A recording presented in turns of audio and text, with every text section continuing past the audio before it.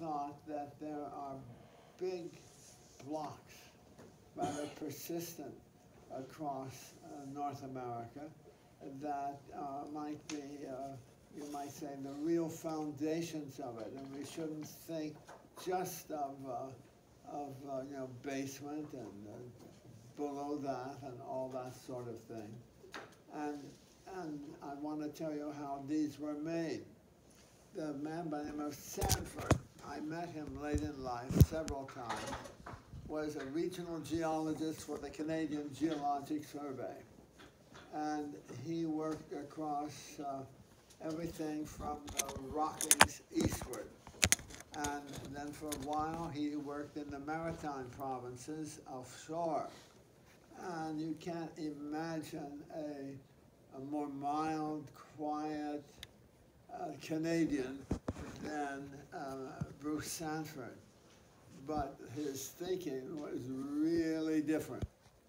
And what he said was this, that everyone's worked on the rocks, but let's look at the topography, the expression of the shield and some of the nearby Paleozoic. And he organized it into basins and arches. Now that's an easy way to think of cratons. They're composed of basins and arches. And that works quite well. And there's actually a province in the Midwest called Basins and Arches Province by the Petroleum Group. Well, these consist of linear arches. They're not always high, but they're there, and intervening basins. And I think there are 31 named arches. And in between are these basins. And it seems to work pretty well, with one glaring exception, the Hudson Bay. Hudson Bay has some basins where it should be arches. But that's kind of course, geology. So he made that, and it works pretty well.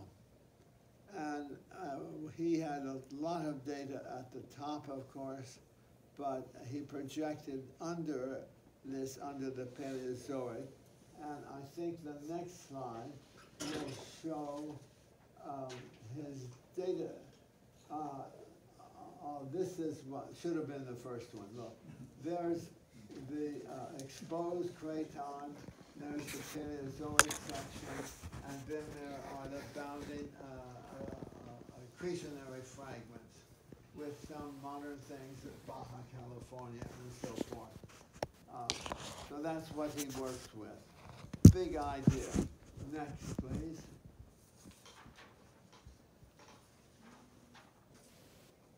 That's the next one. Do you want to go to the... And this one is the same thing. Next.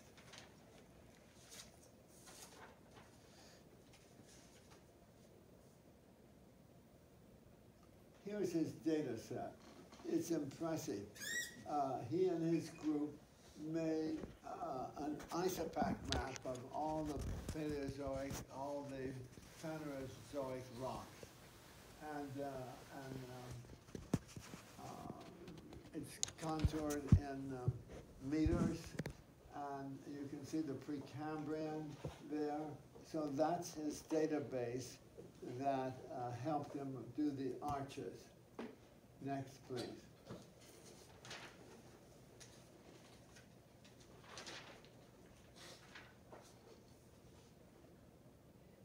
And this one are some of the intervening basins. So I don't know how long he worked on that, but he might have very well, they might have very well worked on that 10 years off and on to do that. And there are just 3 authors. Next, please. Now, that's not the only thing that attracted my attention. There were a couple articles in between this, and someone did a few interesting things. But at Illinois, there's a professor by the name of Marshak, and he's a very sharp, energetic person, and he's always having students do interesting things. And he asked a student to go around the exposed craton of the United States, east of the Rockies, north of the coastal plain, west of the Appalachians, south of the border, and measure every structure that you can measure on a map. Well, I don't know exactly how many they did, but look at those two. Those are the red and the yellow are the same direction as Sanford's arches. Look at the next one. Next slide. Yes.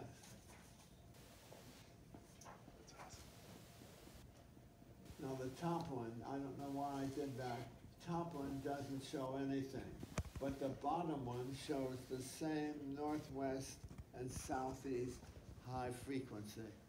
And those arches, look, here are the normal, reverse, high angle, and thrust faults all together. And up on top are, that doesn't work, anticlines, synclines, and so forth. Go back one, if you would, please. And these are inferred basement faults, and atop these structures up here. So this sort of confirms Sanford's idea of there, on a continental scale, there are some preferred directions of deformation, and those tend to be northeast and south, northeast and northwest. So if you skip one more before that, when I saw that, I began Go back one more? No, Oh, go forward. I see. Sorry. One more and one more again. So when I saw that, I began to take Sanford seriously. Now, I didn't try to do everything. Rather, can you hear me back there? Okay? I didn't try to do everything.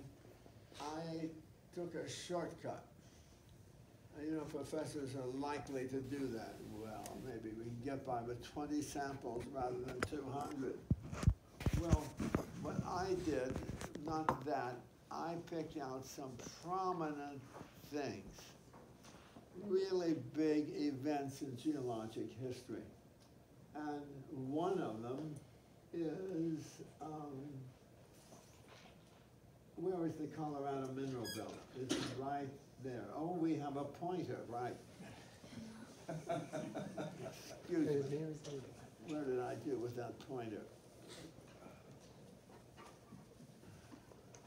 Here it is. To make it more meaningful, I think I'll pull this up this way. Right. What is the Colorado mineral belt? Well, it's big. It's 300 miles long. And it's been mined probably by the Indians, and but it became very popular, I imagine, after the Civil War. Who can help me with this?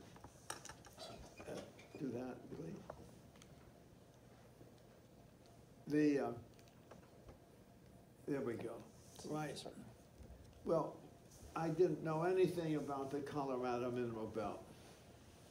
So what I generally do is, I just bumped into it by accident. I generally call the Geologic Survey or the USGS and ask for help. Well, I did call the Colorado School of Mines with somewhat cryptic results. I talked to a nice gentleman, and I told him what I wanted. I said, can you tell me something about the Colorado mineral belt and what's in it? And of course, I read a little bit. Well, he said, You know, there's a lot of controversy about that, Mr. Potter. Well, why is that? Well, he said, you know, it has a nice straight line on the map, and it looks big, but I'll tell you one thing. I'm retiring tomorrow, and I think it's a bunch of baloney. and that's the sort of thing that, you know, is so typical of geology. But on the next, notice how it lines up with that arch. Not bad. Now, if you look at the next one, we can read something about that. I also found out that no one has ever totaled the amount of minerals taken out of there because there aren't any records.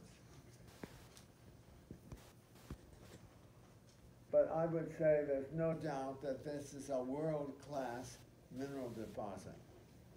And it's at the intersection of two big fracture zones, just where it should be. And people who describe them say that these are inferred to be very deep into the outer crust. Next, please.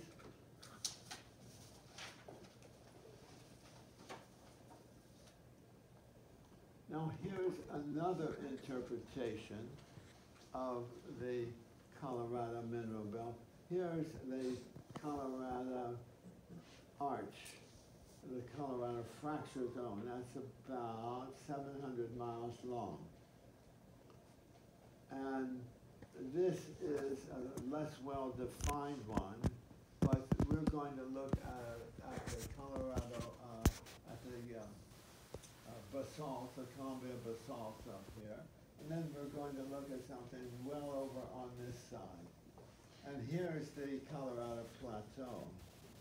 In here, a series of arches and basins, and I'll show you one, form a little boxwork, very similar to this. Well, I've accepted that pretty well, but here, some people would say that's stretching it, but we'll see. Next, please. Here is a very interpretation by Professor Chapin, a mineral exploration person, very good, but just resigned from Socorro. You see these two volcanic deposits, they're offset there, and that's a very big problem, of course. And then the Rockies is offset also right in here and out there. Well, he finds all these things, these little highs and so forth in here. Here's the Colorado mineral belt. And there's the trend of Sanford's map. So let's just put that, and of course, here's the edge of the convergence zone. So let's just keep that in mind and go to the next one. Let's look at this. This is the Olympia, Wichita trend, and this is the Blue Mountain, I think, stop working. The yellow one is the Blue Mountain Calumet fracture zone. Well, this is the limit of the basalt, and those contour lines are 3,000 feet of, 10,000 feet of lava. That's very substantial. And you see the heavy line, 2 ellipsoids. That's a slow zone in the seismic. What does that mean? That means the seismic, instead of being a nice, hard, crystalline rock with a sharp reflector, must be warmer down below. It must be a little more ductile, so the seismic wave doesn't travel through it so well. So that is symbolically. There's one ellipse, there's another. That's roughly parallel to the fracture zone itself. And that means to me that that's the preferred direction of fracturing across there, and it's the hottest.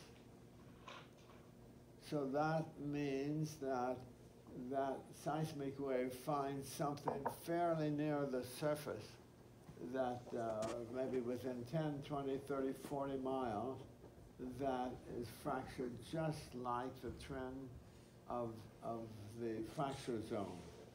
What it amounts to is this. From another line of evidence, they estimate that there's a plume 130 kilometers down there, below that. So let's move on.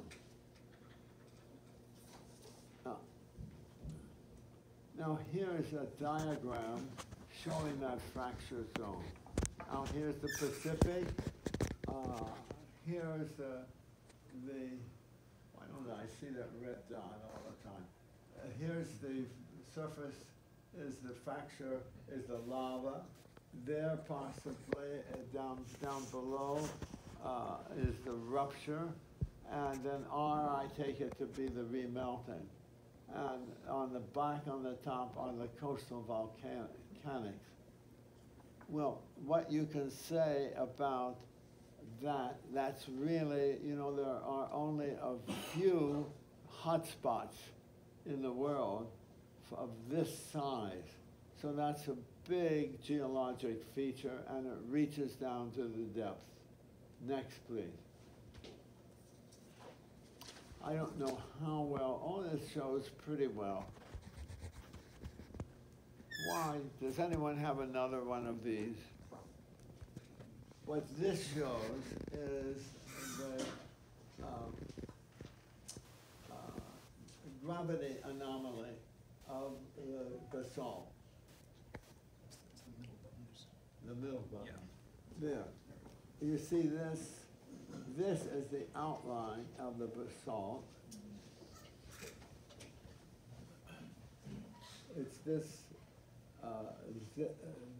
This is a spreading mass right here, irregular, but it's very sharp across here. Look at that. It's right like that, and it comes out here, and it comes out there. There's that fracture zone.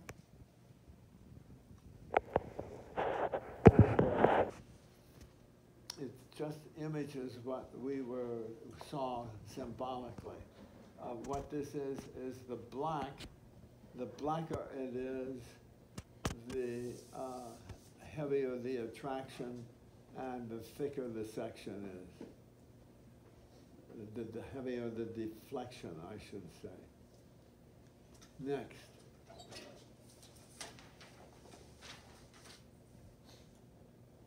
So here is,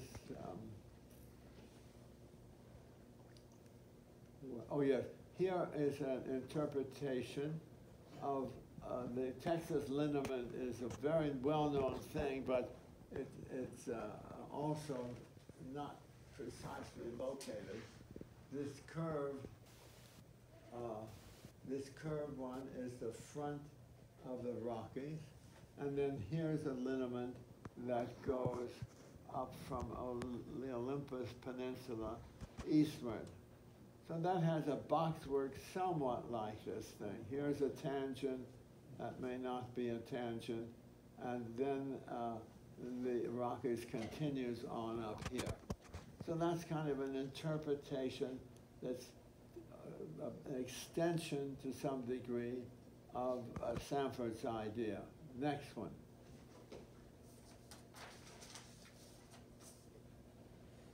This one I don't know much about, and I can't really quite locate it, but this is in northwest Greenland. And it dated these fractures. Here's the one that we've been talking about, and then these are a little later there. I think this is not too far from the triple junction, but I don't know much about that. I just put that in. Next. Here is something that's very close to home. This is the biggest of all. That is a map of the tremors in East Tennessee along the eastern Tennessee boundary. You know, it's north-south, like that, with a little curve right up there. And I'll show you what that looks like. Next.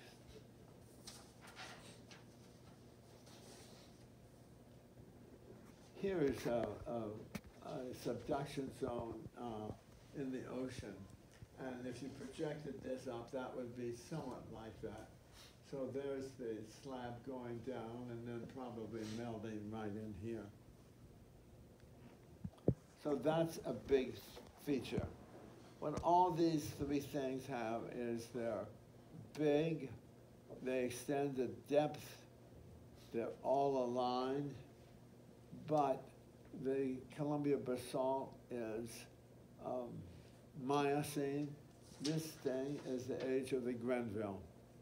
I'd say the conclusion from that is that this northeastern orientation and its complement to the west, northwest, must have been around since at least the Grenville time. Next.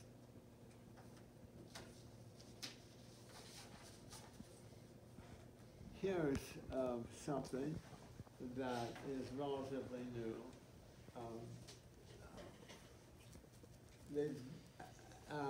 Dating has added a stratigraphy to a lot of the sedimentary basement.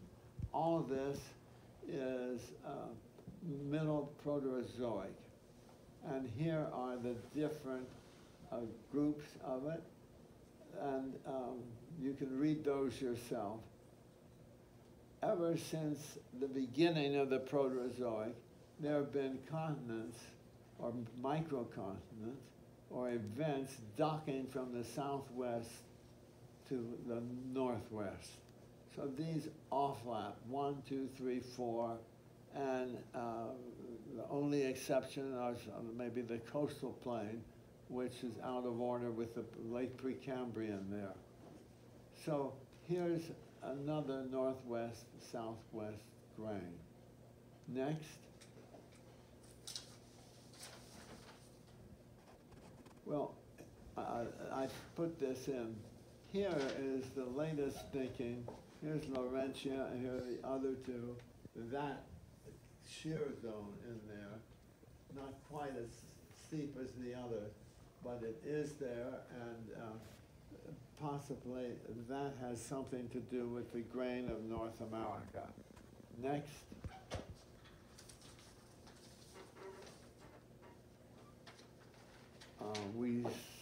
Oh yes, here's the one that's more interesting. You see the red line with the little lines through it? That's typical of a separating passive margin continent. And that's the part that is new, is to combine the yellow and red, the yellow and orange with this. How did this red line come about? Well, you know, a transformed fault can be just two continents shearing with one another, or it can be one continent splitting. And what this is believed to be, and it's a very plausible argument, this is one limb of a splitting continent, and this line across like that is the original split. When I saw that, I thought it was astounding. You know, it has some good backers. John Allen and his brother Philip just revolutionized sedimentology and made a handbook for all kinds of physical sedimentary geologists in writing those books. And John Allen spent a year in Kentucky at Lexington with Bill Thomas.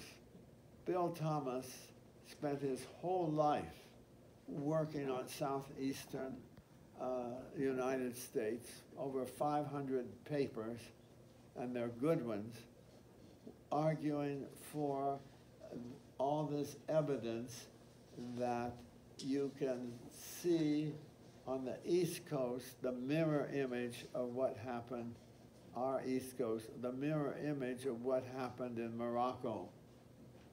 Now that's a sweeping statement, and I don't have the ability to explain it to you yet, but I hope to have that. So what this is the following. Why don't I do this right? There.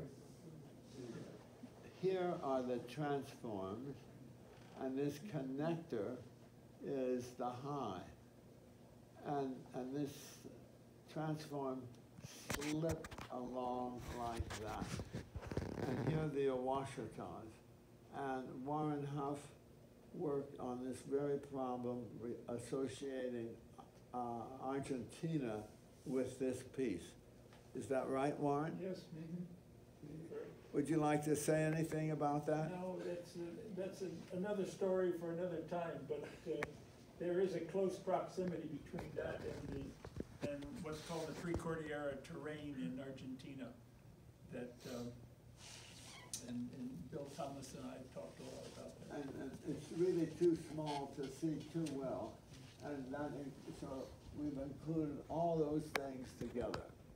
And what I found was astounding, and yet it's so logical, that if you split a continent or start it to separate, there's not going to be anything there to erode it. You can bury it, but you're not going to erode it very much at all. And so it's a kind of a preservation right under my nose of what the East Coast is like, what was the original continent. I think that's an astounding thought. Next one, please. Now here we can see the, look at the Atlantic and the Atlantic Ridge, and it's a little small, but one further down. Here's the Gulf, here's the blue, here's the Atlantic Ridge, and look over here. Here's Morocco, here's the Atlantic. Hey, that's great. This is concave to the west, concave to the west. There's Newfoundland. Boy, look at that. What a modern technology. And these little slivers, they drew these little slivers to fix this present topography. And here's the long one.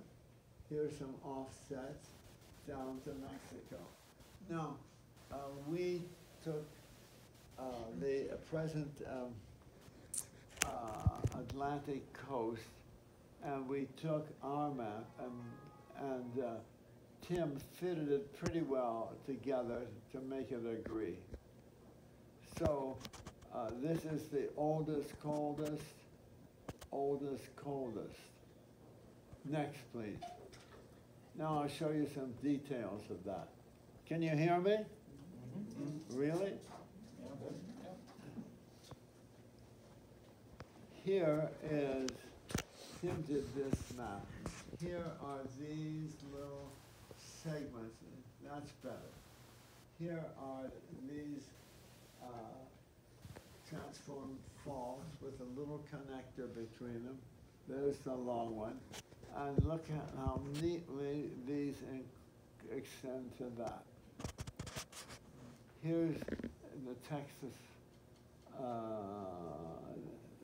there's the Texas liniment, and that has been extended all across New Mexico.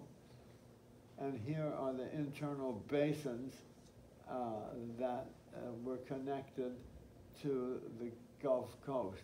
But look, go to the next one.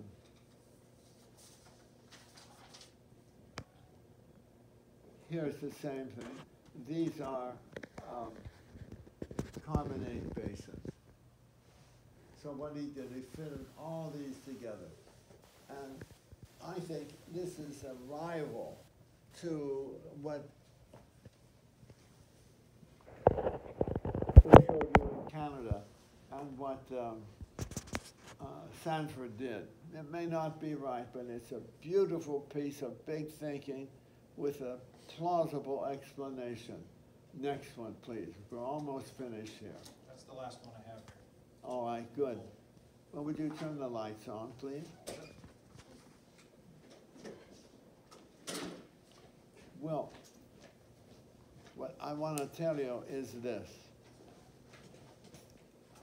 It's not at all clear that there's anything more under the North America than what you read in a book.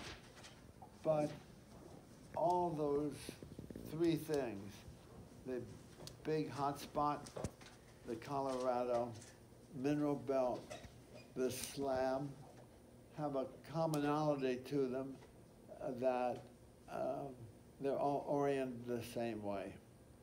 And of course there's a smaller complementary angle there.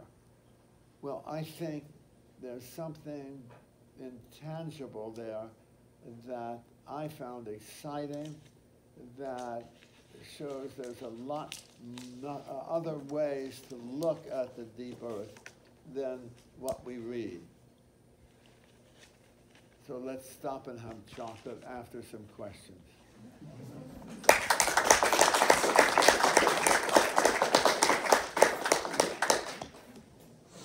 Any questions?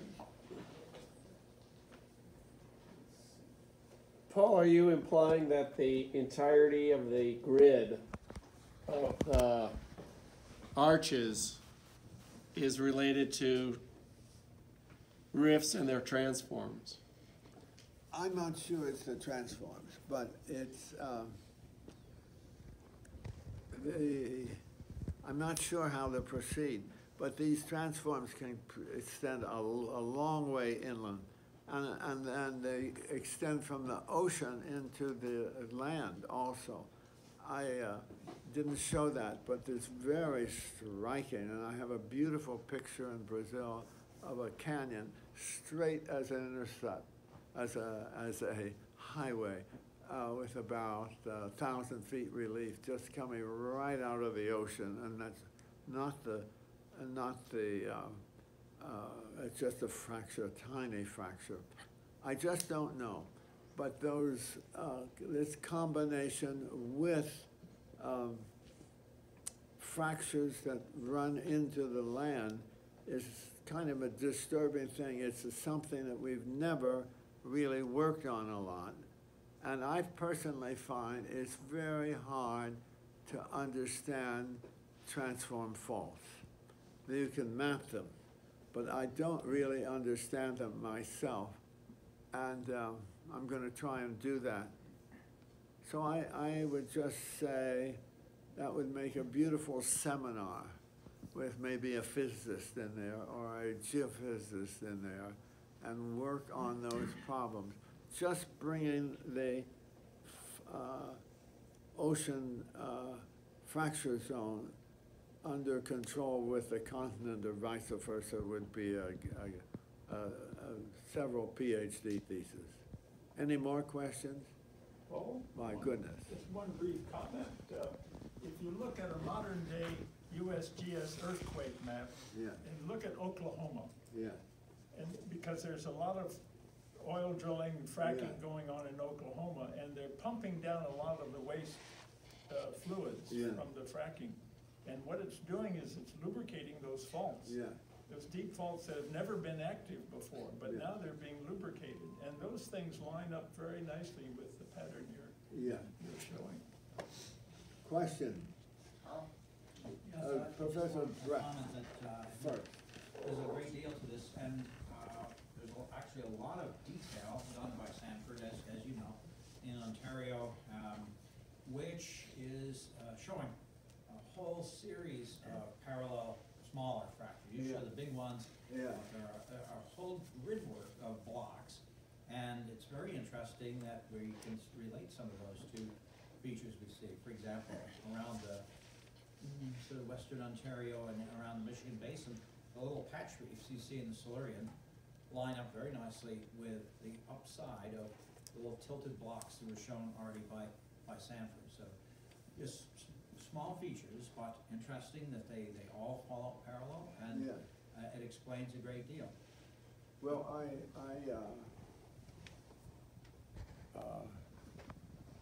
I don't know what to say just at the moment about that, but I am right now, but I'd leave you with this. There's a fellow, Sanford, worked all his life, field work, talked to people, and he came up with a novel idea. And it looks like there's a lot of truth to it. That's a model for everybody to work on. Did you have a question? Oh, actually, I was curious, has anyone looked for features like this on other continents or other cratons around the world and seen any similar patterns? No, I don't think anyone ever read Sanford's paper. They did, yes, Professor Brett did. Well, and he didn't read some of the earlier ones. You know, there was a professor in Michigan was talking about this eastern-north direction. And the other thing I forgot to tell you, this is more interesting, of human interest. I was invited to come to an oil company in the 80s, and they didn't tell me what to talk about. So I wasn't worried about that, because I can say, I'm not afraid to say I don't know. Well, he asked me what I knew about South America. Well, at that time I said, well, nothing. And he wasn't the most accomplished interrogator. Well, because he could have said, well, what do you think about it? You see, that might have been the real question, but he didn't. Well, it was kind of an embarrassing silence there, you see. And then he said, well, what do you think of this map? I looked at it, said, well, it's a nice map, all right. You see, I wasn't very communicative, and I wasn't a typical consultant, or I'd be running with this. Well, he said, you know, we think it has a northeast-southwest trend to it. Well, there it was, you see. And it's my other connection with this. Why don't we quit and go for chocolate? Okay. Thank you, Paul. Who's in charge of